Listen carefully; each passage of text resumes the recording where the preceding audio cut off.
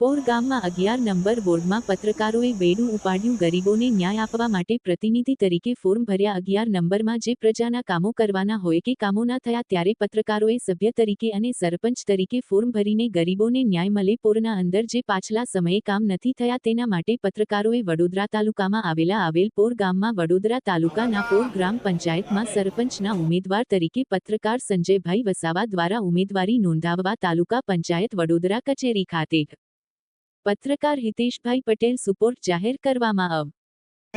જે પોર પંચાયતની અંદર જે સરપંચ તરીકે ફોર્મ ભર્યું છે તે તમે કયા માર્ગદર્શન હેઠળ ભર્યું છે?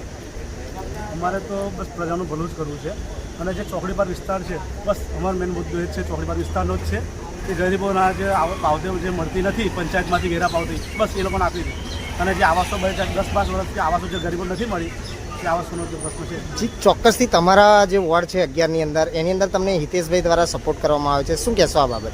હા, હિતેશભાઈ સપોર્ટ કરવામાં આવ્યો છે અને એમનું બહુ એ બી પત્રકાર છે, એમને બી કામગીરી આપેલી જ છે ગરીબો માટે. તો પણ એ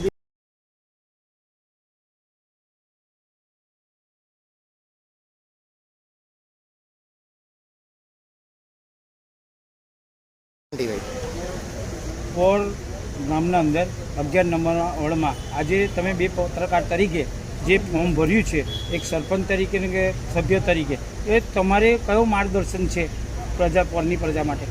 પોર નવી નગરીમાં છેલ્લા 10 વર્ષથી વધુ સમય થઈ ગયો. ગટરથી લઈને આવાસોથી લઈને આવાસોથી ગટરોથી પણ સરકારી જે યોજના પંચાયતમાં આવે છે એ અમારા નવી નગરીના ઝૂંપડપટ્ટીઓ પાસે પહોંચતી જ નથી. પંચાયતના જે સભ્યો જીતીને આવ્યા હોય એમને જ ખબર હોય કે શું છે. પહેલી વાત તો ગરીબો સુધી કોઈ પણ જાતની સરકારી યોજના પહોંચતી જ નહીં. તો તમે માનો છો કે જેટલા પાછલા વર્ષોમાં જે સરપંચ તરીકે ને સભ્યો તરીકે ચૂંટાવ્યા છે ને સભ્યો તમારા જે નવી નગરી કે છે એમાં રહે છે તે સભ્યોએ કેટલું કામ કર્યું ને કેટલું નથી કર્યું તે તમારે? કામ કર્યું છે એ પ્રજાને દેખાય જ છે. જીતીને આવ્યા છે, વોટ આપ્યા છે ખૂબે પણ જીતીને આવ્યા પોરની ગામની પ્રજા અને મારા જે વિસ્તારની પ્રજા છે જાણે છે કે જીતીને આવેલા જે સભ્યો છે એમને કેટલા કામ કર્યા.